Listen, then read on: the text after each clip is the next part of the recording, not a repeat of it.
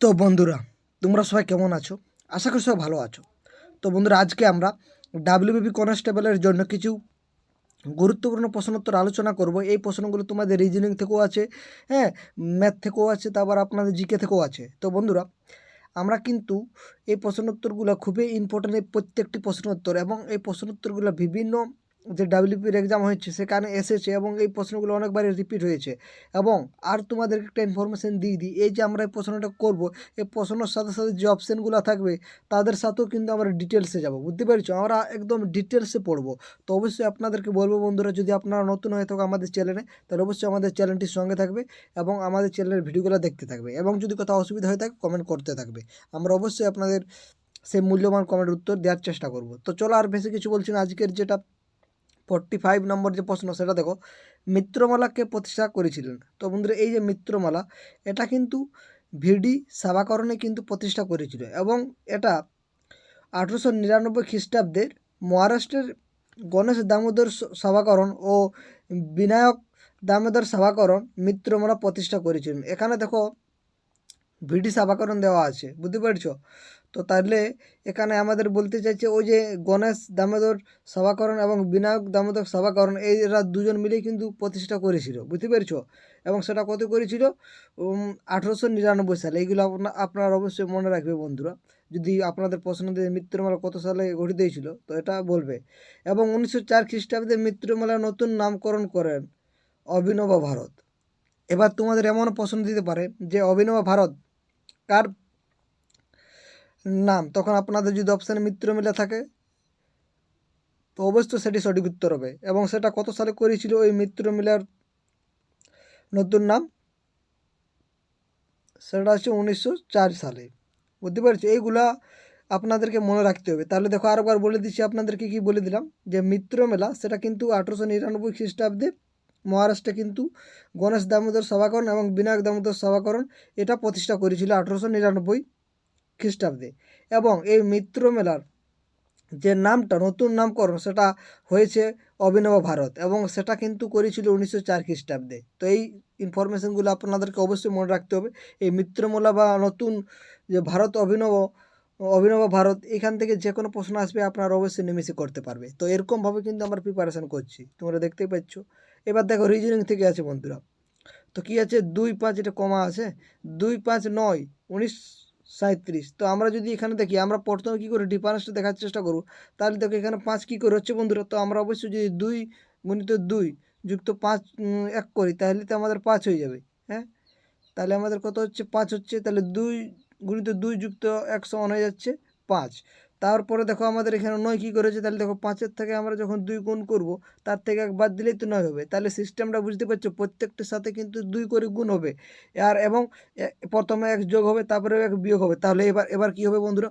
অবশ্যই 19-এর সাথে আমাদের 2 গুণ করব, এবং তার সাথে আমরা অবশ্যই কী করতে হবে? যোগ না বিয়োগ? অবশ্যই আপনারা বলবে যোগ। কেন? এই সিকোয়েন্সটা বজায় রেখেছে, প্রথমে যোগ করতে, তারপর বিয়োগ, তারপর যোগ। তাহলে এটা যদি করি, তাহলে দেখবে আপনারা অবশ্যই যেটা পাবে সেটা অবশ্যই 37 পাবে। সরি, এখানে আমি আপনাদেরকে একটু ভুল ইনফরমেশন দিয়ে দিচ্ছি, তার জন্য দুঃখিত। আপনারা আশা করি লজিকটা বুঝে গেছেন, তাও আপনাদেরকে আবার বলে দিই। দেখো এখানে 2 × 2 -1 সমান হচ্ছে 4। সরি, 4 কী করে? 5 হচ্ছে। হ্যাঁ, আর তারপরে আছে 5 × 2 যুক্ত 1 সমান কত হচ্ছে? সরি, এখানে প্লাস হবে, হ্যাঁ, এইখানে মাইনাস হবে, বুঝতে পেরেছ? এইখানে মাইনাস হবে, হ্যাঁ, এটা মাইনাস হচ্ছে। এরপর আমরা দেখো 9 আছে, তো আমরা 9টা করেইছিলাম না, তার জন্য একটু ভুল হচ্ছিল। তার 9-এর সাথে 2 গুণ করবে, তাহলে কি যোগ করতে হবে? +1 যোগ করতে হবে। 9 × 2 = 18, আর 19, দেখো 19 হয়ে গেছে। এবার 19-এর সাথে দেখো আমরা যদি 2 গুণ করি, এবং তার সাথে আমরা কি করব? একটা অবশ্যই বিয়োগ করব, বুঝতে পারি? তাহলে কিন্তু 37 হবে। এবার 37-এর সাথে আমরা কি করতে হবে? দেখো আমরা বিয়োগ করেছি। এবার 37-এর সাথে আমরা কি করব? 37 × 2 - 1 করতে হবে, বুঝতে পারছো? তাহলে দেখো কত? 1 1 1 করা যাবে না, 1 করা যাবে না। আমরা এর আগেই তো -1 করেছিলাম, এবার আমরা +1 করব, বুঝতে পেরেছো? সেই সিকোয়েন্সটা প্রথমে দেখো, এটা প্রথমে কী হয়েছিল? +1 হয়েছিল, তারপরে -1 হবে, তারপরে +1, এরকম করে করে যাচ্ছে। কিন্তু প্রত্যেকটার সাথে 2 গুণ করেছে। তাহলে যদি এটা আমরা করি, তাহলে কিন্তু আমাদের 75 সঠিক উত্তর হবে। Option B is the right answer. যদি না বুঝতে পারো কমেন্ট করতে পারো। আমরা কিন্তু আপনাদেরকে লজিকটা ধরিয়ে দিচ্ছি, এবার আপনাদের বাকিটা করার। এবার দেখো, ভারত ও বাংলাদেশের মধ্যে গঙ্গা জল চুক্তি সম্পাদিত হয়েছিল কত সালে? তো বন্ধুরা এটা হয়েছিল 1996 সালে। তারপর প্রশ্ন, এটা যদি আপনার সরল সুদের যে অঙ্কগুলো করেছেন যদি ক্লাস 10-এ, তাহলে অবশ্যই আপনারা এটা করতে পারবেন। কি আছে, বার্ষিক 4.5% সরল সুদের হারে বছরে এবছর এবং 6 বছরের সুদটা পাচ্ছে 216 টাকা। তাহলে মূলধন কত? তা এখানে দেখো কী কী দেওয়া আছে, আমরা সেগুলোকে লিখতে পারি। এখানে 2 বছরের সুদ দেওয়া আছে, এটা 2 বছর হবে বন্ধুরা, 6 বছর হবে না, এটা টাইপিং মিস করেছে। হ্যাঁ, তো সে 2 বছরের সুদ দেওয়া আছে কত? 216 টাকা, অর্থাৎ আয়ের মান দেওয়া আছে 216 টাকা। আর আর কী কী দেওয়া আছে? বছরটা দেওয়া আছে, অর্থাৎ সময়টা দেওয়া আছে মানে 2। আর কি দেওয়া আছে? আর এর মান দেওয়া আছে 4.5। এরপর আমরা যেটা বের করবো সেটা পিটে বের করবো। তাহলে আমরা কিন্তু জানি যে সূত্রটা আই সমান পিটিআর বাই 100। এখান থেকে আমরা যদি পি এর মান করি তাহলে পি সমান আমরা কি লিখতে পারি? আমরা পি সমান লিখতে পারি 100 ইন্টু আই, নিচে হবে টিআর। এবার যদি আমরা মানগুলা বসাই, দেখো উপরে 100 রয়েছে, আর মান আমাদের 216 রয়েছে, আর নিচে আমাদের আর এর মান কত? 4.5। আর সময়টা 2 বছর হয়েছে, এটা 2 বছর হবে বন্ধুরা, এটা 2 বছর হবে। এটা যদি আমরা কাটাকাটি করি তাহলে অবশ্যই আমাদের কিন্তু উত্তর আসবে 2400। তোমরা দেখে নিতে পারো। তাহলে অপশান বি ইজ দ্য এখানে আমাদের সঠিক উত্তর হয়ে যাচ্ছে, অপশান বি। বি নাই, সরি, এ 2400। দেখো এটা হচ্ছে কত দিয়ে বিভাজ্য যাবে, তোমরা দেখতে পাচ্ছ 3, 4, 9, 11। তো আপনাদেরকে আমি প্রথমে বলে দিচ্ছি 3 দিয়ে কখন বিভাজ্য যাবে। যখন আমরা দেখো এই সংখ্যাগুলোর যোগফলটা 3 দ্বারা মানে ভাগ যাচ্ছে, তবে আমরা বুঝে নেবো যে এটা আমার 3 দিয়ে বিভাজ্য যাবে। তাহলে দেখো কী আছে, 7 + 3 + 8 প্লাস কত আছে 6 + 0 + 3 + 8। তো আমরা যদি এটা যোগ করি, 7 3 10 18 35। হচ্ছে, দেখো 35কে কিন্তু আমরা 3 দিয়ে ভাগ করতে পারবো না, মানে মিলবে না। তাহলে আমরা নিমেষে বলতে পারবো যে এটা 3 দিয়ে ভাগ যাবে না। এবং 9-এর ক্ষেত্রে থেকে একই নিয়ম, অর্থাৎ 9 দিয়ে আমরা এই 35কে ভাগ করতে পারবো না। তাহলে 3 আর 9 তো বাদ চলে গেলো। আমরা 4 দিয়ে কখন জানি, যখন আমরা দেখবো একদম শেষের যে সংখ্যা দুটো 38 রয়েছে, তাহলে 38 কিন্তু আমরা 4 দিয়ে ভাগ করতে পারি না, তাহলে এটাও কিন্তু 4 দিয়ে ভাগ যাবে না। তাহলে যেটা পরে দেখবে সেটাই হবে সঠিক উত্তর। তো এবং 11 দিয়ে কখন ভাগ যাবে আপনাদেরকে এই নিয়মটাই বলে দিই। তো দেখো আমরা কিন্তু একটা গ্যাপ ছেড়ে সেগুলোর যোগ করব, অর্থাৎ এখানে 7, 8, 0 আর 8-এর যোগ করব, মানে একটা গ্যাপ ছেড়ে ছেড়ে। তাহলে কত হচ্ছে বন্ধুরা? 7, 8 আর 0 আর 8-এর যদি আমরা যোগ করি তাহলে হবে আমাদের 23। হ্যাঁ, এবার তারপরে দেখো 3-এর সাথে 6-এর যোগ করব, 6-এর সাথে 3-এর যোগ করব, তাহলে 3 প্লাস মানে একটা ঘর ছাড়া ছাড়া, তাহলে আমাদের হচ্ছে 12। দেখো এবার আমাদের বিয়োগফলটা যদি 11 দ্বারা, দেখো বিয়োগফল আমাদের 11 হচ্ছে 11, তাহলে 11কে 11 দিয়ে ভাগ করা যায়, তাহলে আমাদের এটা বলতে পারছি যে এটা আমরা 11 দিয়ে ভাগ যাচ্ছে। এখানে যদি 121 যদি হতো তাহলেও কিন্তু আমরা বলতে পারবো যে এটা 11 দিয়ে ভাগ যেত। তো এরকমভাবে নিয়ম আছে বন্ধুরা 11 দিয়ে ভাগ করার। দেখো যদি এ স্টার মার্ক তোমাদের দেওয়া আছে, দেখতে পাচ্ছি এই সংখ্যাটি 11 দ্বারা বিভাজ্য হবে, তাহলে চিহ্নতার স্থানে কী হবে? তো আমরা দেখো অল্টারনেটগুলোর আগে যোগ করব, তাহলে আমাদের কি কি আছে সেটা আমাদেরকে আগে দেখতে হবে। তো আমরা এখানে দেখতে পাচ্ছি নিমিষেই, যদি 8 প্লাস আমরা যদি 9 + 7 যদি করি তাহলে আমাদের হয়ে যাচ্ছে কত? 9, 16, 16 24, 24 হচ্ছে মনে হয়, 24ই হচ্ছে, 24ই তো, 3 8 24, হ্যাঁ 24 হচ্ছে। এরপর দেখো, এরপর আমার যে এই যে 0 রয়েছে, তাহলে 0-র সাথে আর কত যোগ করবো? অর্থাৎ দেখো অপশান 1 আছে, তাহলে 24 থেকে যদি এক বাদ করি তাহলে 22 হবে। 3 যদি করি আমরা, দেখো 24-এর থেকে যদি আমরা 3কে বাদ করি তাহলে কিন্তু কত হবে? আমাদের যোগটা ভুল হচ্ছে মনে হয়, যোগ তো ঠিক আছে, যোগ ঠিক আছে আমাদের, একেবারে যোগ ঠিক আছে। তাহলে দেখো 8 9, যদি 8 3 8 24 হচ্ছে, 24 থেকে আমরা কত বাদ দেবো যেটা আমার 11 দ্বারা বিভাজ্য যাবে? তো 24 থেকে যদি আমরা 2 বাদ দিই তাহলে কিন্তু সেটা 11 দ্বারা বিভাজ্য যাবে। তাহলে অপশান এখানে বি হচ্ছে আমাদের সঠিক উত্তর। চলো, ইউরিয়া কোথায় সংশোধিত হয়? তো এটা আমরা সকলেই জানি, সেটা হচ্ছে যকৃতে কিন্তু হয়ে থাকে। অনেকেই আপনার পাকস্থলী বলে দিতে পারেন, তো সেটা ভুল বলছেন, সেটা হচ্ছে যকৃৎ।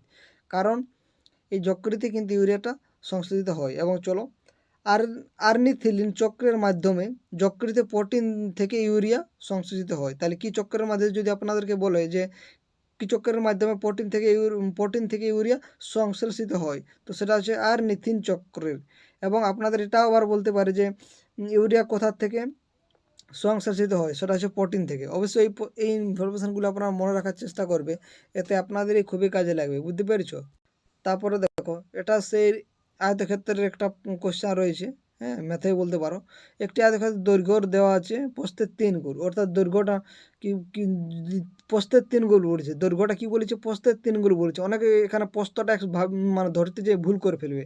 দেখো, প্রস্থের 3 গুণ বলেছে, দৈর্ঘ্যটা বলেছে প্রস্থের 3 গুণ, মানে প্রস্থের 3 গুণ মানে প্রস্থটা x যদি হয়, তাহলে দৈর্ঘ্যটা কত হবে, 3x হবে।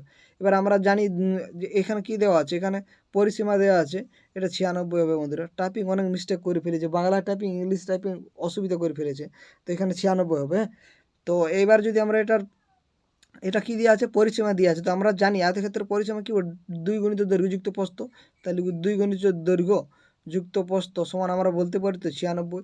এখান থেকে যদি আমরা করি, তাহলে 2 ইন্টু এখানে 3 এর 4 হচ্ছে 4x, হচ্ছে 4x, আর এখানে হচ্ছে 96, তাহলে 8x সমান হচ্ছে 96। 8x মানে হচ্ছে 96, এখানে x এর মান আমরা পেয়ে যাব 96 বাই 8 যদি করি, তাহলে কত হবে, আমাদের 12 হবে, 8 12 96। এবার দেখো আমাদের কি চেয়েছে, বর্গ বর্গ বর্গক্ষেত্র কি বলতে চেয়েছে, ক্ষেত্রফল আমাদেরকে চেয়েছে, বুঝি ক্ষেত্রফলটা কত হবে। তো অবশ্যই আমাদের এখানে ক্ষেত্রফলটা কত হবে, ক্ষেত্রফলটা 4 ইন্টু, হ্যাঁ, কত হবে, আপনারা এবার এটা করবেন, আমি আর কিছু বলছি না।